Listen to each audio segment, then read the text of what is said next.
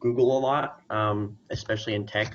There's like a unspoken rule that you have to Google something like X amount of hours before you ask someone else a question. But just generally, whatever field you're going into, Google's very useful, um, and I think it's underutilized. So that's what I would advise upcoming interns. Sort of like work on your resumes, work on um, your interviews and stuff.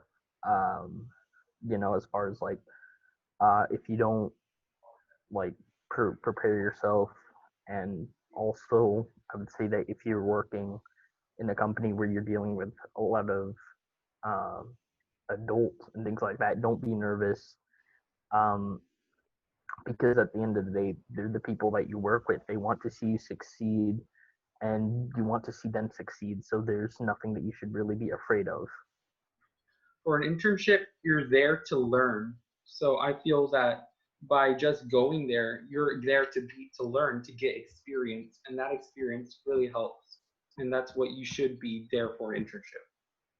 Always be open-minded whenever you get it or not, but always like besides being open-minded, whenever you have the free time, instead of like playing games or you're just bored at home, let's say, just do a little bit of interviews with yourself and just ask yourself these questions. There's like a bunch of websites that you can read the questions off like in an interview and just like ask yourself those questions a bunch of times. Then you can call it a day, or you can just work on resumes for different areas that you want to be in. Yeah, I think the resume building is very key.